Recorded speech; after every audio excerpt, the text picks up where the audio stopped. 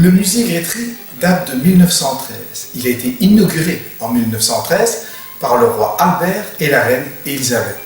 Il est à l'initiative du compositeur et directeur du conservatoire de Liège, Jean-Théodore Radoux, qui dès 1882 commence à collecter plus de 200 objets ayant appartenu au compositeur. Si vous avez la curiosité et l'envie de visiter le musée Grétry, vous pourrez découvrir évidemment la partie plus intime de la vie de Grétry en découvrant l'intérieur de sa maison, des objets personnels, des manuscrits, une iconographie très importante et peut-être un objet qui est très symbolique, qui est peut-être l'emblème de ce musée en fait, c'est son piano.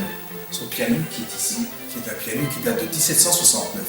C'est un piano Zumpe Buntebach absolument extraordinaire, non seulement parce que c'est un instrument très ancien dans l'histoire du piano, 1769 c'est un an avant la naissance de Beethoven, mais il a appartenu également à Jean-Jacques Rousseau. Alors un piano qui a appartenu à Jean-Jacques Rousseau, qui a ensuite appartenu à Grétry, qui a été fabriqué un an avant la naissance de Beethoven et qui fait partie de l'histoire de cet instrument qui deviendra plus tard notre très beau piano actuel, c'est évidemment un objet emblématique.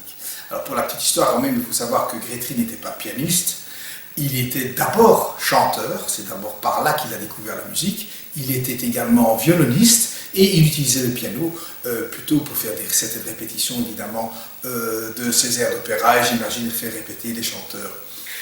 Le père de Grétry était premier violon à la collégiale Saint-Denis, ce qui veut dire que Grétry est né dans un milieu musical. Il va très tôt développer un vrai sens de la musique et du chant et il va tout de suite être repéré par les professeurs de musique de l'époque. Quand il a 13 ans, il a déjà écrit quelques œuvres assez intéressantes, assez d'enfants, mais quand même très significatives. Il va surtout à ce moment-là découvrir ici à Liège une troupe italienne qui va venir jouer la Serva Padrona de Pergolèse. Alors, vu la position de son père, il peut assister quelquefois aux répétitions et à de nombreuses représentations de cet opéra buffa italien qui est emblématique dans l'histoire de la musique parce que c'est un opéra qui va vraiment marquer un tournant dans ce qu'on appelle l'opéra buffa. Directement, Grétry adore cette pièce et il décide d'être compositeur d'opéra. C'est donc bien, sa vocation vient bien de là, sa vocation vers l'opéra comique est bien décelée à ce moment-là.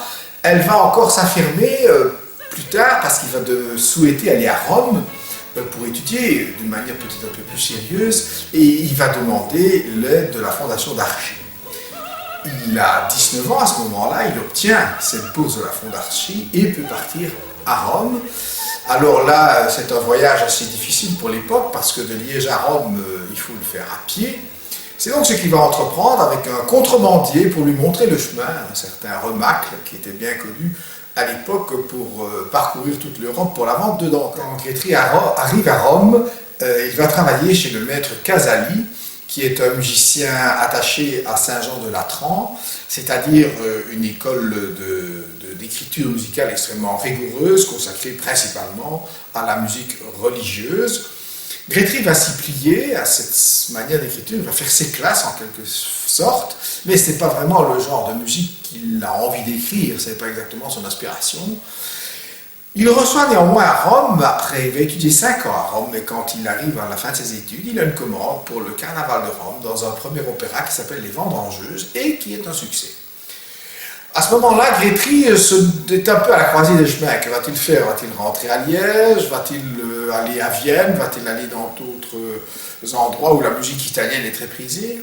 Mais il a envie d'aller à Paris parce que l'opéra comique est un sens musical qui l'inspire beaucoup et c'est là qu'il veut trouver sa voix. Il reste donc fidèle à son idée du départ de cette fameuse Serva Padrona qu'il avait entendue ici à Liège et il veut transcrire en fin de compte ces opéras italiens dans le style français.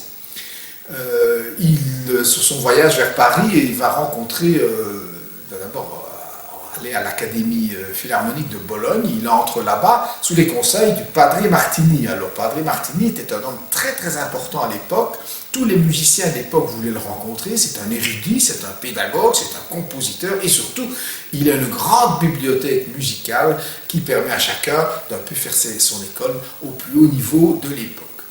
Pour la petite histoire, Mozart sera également ira chez Padre Martini, et il paraît, on n'est pas sûr, mais que c'est bien à cet endroit-là que Mozart aurait rencontré Grétry. La différence d'âge est là, pas énorme, mais enfin elle est quand même là. Donc, mais Grétry n'en parle pas. Ensuite, donc Grétry va aller à Genève, il va rencontrer Voltaire. Alors, ce n'est pas rien de rencontrer Voltaire, il faut déjà être bien connu, avoir une réputation. Il rencontre Voltaire, qui lui conseille d'aller à Paris. Mais chez Voltaire, il rencontre surtout, évidemment, le siècle de lumière, les idées, et tout ça colle très très bien à la nature de Grétry. C'est exactement ce qu'il lui faut. Il est un fervent défenseur de ces idées. Et Voltaire lui conseille d'aller à Paris. Mais avant d'aller à Paris, il est donc à Genève, et là, il a un premier opéra. On lui commande un premier opéra comique qui a un certain succès aussi. Voici donc Grétry à Paris, lesté de quelques recommandations de Voltaire, ce qui n'est pas mal, mais il ne sait pas exactement comment s'y prendre. Il a besoin de protecteurs, et ce premier protecteur va être le comte de Creuse, qui est ambassadeur de Suède. Grand mélomane, assez écouté dans les milieux parisiens, qui arrive à avoir un contrat pour Grétry à l'Opéra de Paris.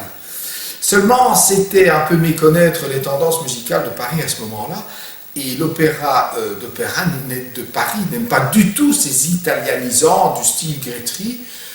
C'est pas du tout ce qui convient, donc l'opéra va être saboté par l'orchestre, par les chanteurs et par le directeur. Donc c'est un four complet.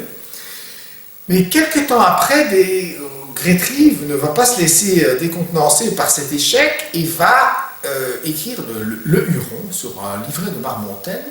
Et à ce moment-là, tout change, parce qu'il va créer cet opéra à la Comédie Italienne, qui est en fin de compte une autre scène musicale très importante à Paris, qui commence à bien faire parler d'elle, et qui justement est très en vue et recherche beaucoup ce style d'opéra comique, où on peut chanter en français, où les textes sont à la fois chantés et parlés.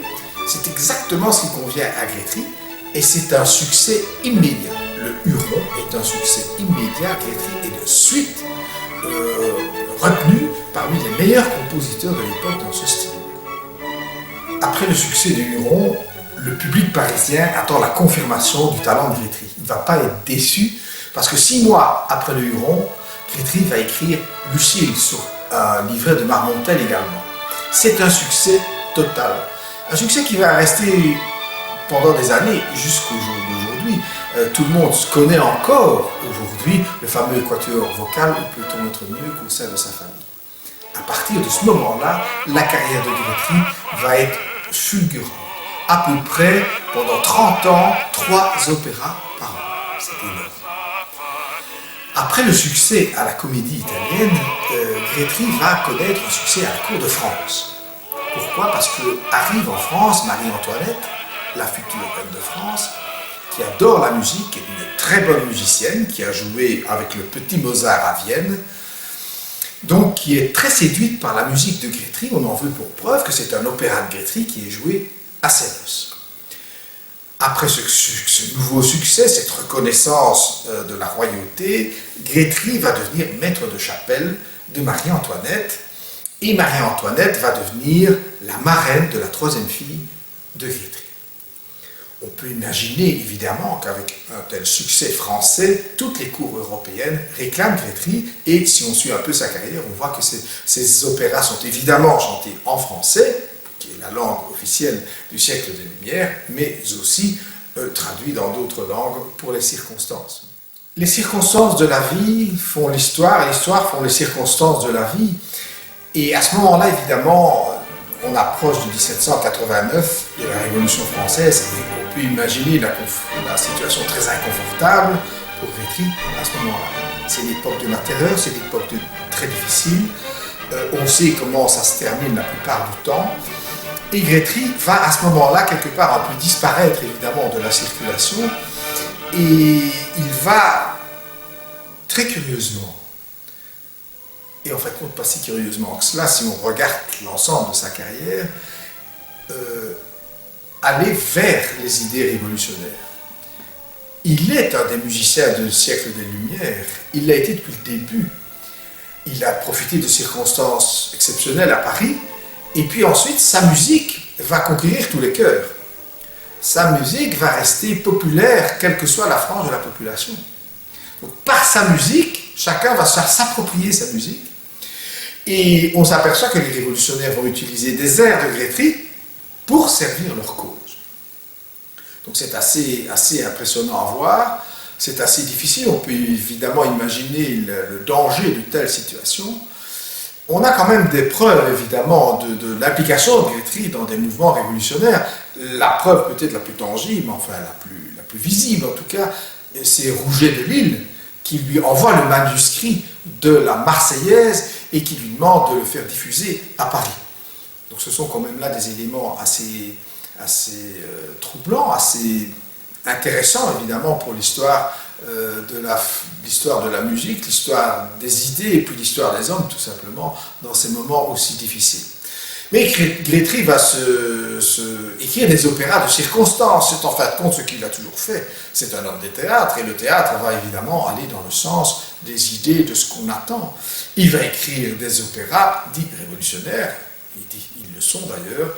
Il va écrire comme thème Guillaume Tell, Denis le Tyran, L'Officier de Fortune, La Rosière républicaine.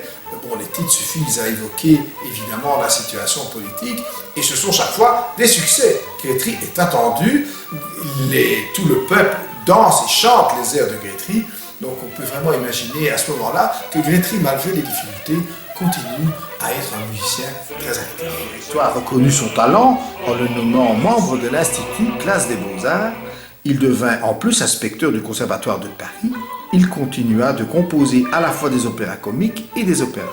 Protégé par Napoléon, qu'il appréciait beaucoup, il fut fait chevalier de la Légion d'honneur et reçut une pension annuelle de 4000 francs. À partir de 1803, Grétry ne va plus composer de la musique. Il va philosopher. Il a perdu ses 3 filles avant l'âge de 20 ans. Il n'a plus l'inspiration, comme il l'explique bien dans ses mémoires et dans ses réflexions d'un solitaire. Grétry est proche de l'idée des Lumières.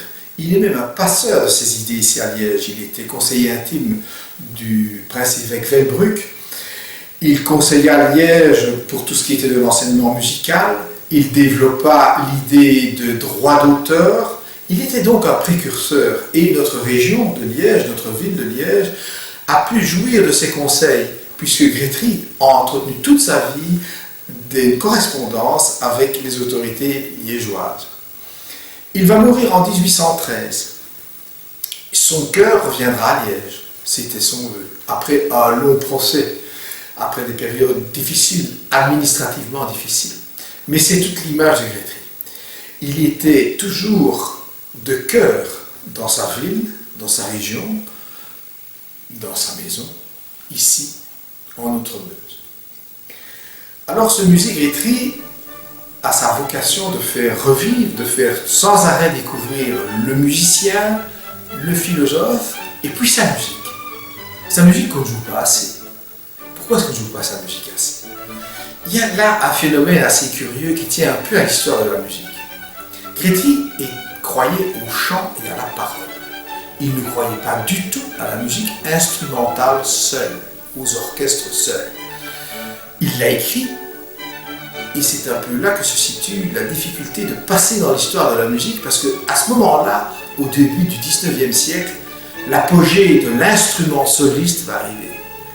La musique sans les paroles, le virtuose, qu'il soit du violon, qu'il soit du piano, qu'il soit du clavecin, qu'il soit de n'importe lequel, les gens ont besoin de grands virtuoses qui vont arriver. Et là, Grétry n'a pas prévu de musique pour ce style-là, pour cette nouvelle manière d'entrevoir la musique, contrairement à Mozart qui va écrire dans tous les styles, aussi bien des opéras que des concertos, des symphonies, des messes. Il va manquer chez Grétry ce chaînon de la musique instrumentale, et quelque part il va un peu disparaître à cause de cela. Il sera ensuite évidemment redécouvert un peu à chaque génération, et spécialement maintenant nous avons les plus grands musiciens qui s'en occupent. Je pense à Guy Vannoise par exemple, à Versailles, avec les agréments. Je pense à un chanteur évidemment comme José Van Damme, qui est notre parrain du musée Grétry. C'est dire l'importance dans le milieu vocal d'un compositeur comme Grétry. Alors il ne faut pas oublier non plus que ce qu'il a écrit n'est pas simple du tout à chanter. C'est une musique virtuose, c'est une musique où la parole doit être comprise. Il faut donc un style très particulier qui demande un style de voix très précis. Tous ces éléments mis ensemble, évidemment, font que parfois, on souhaiterait entendre beaucoup plus de Grétry. Et c'est à nous, liégeois, évidemment, de sans arrêt en parler, ne pas l'oublier et porter sa musique là où elle doit.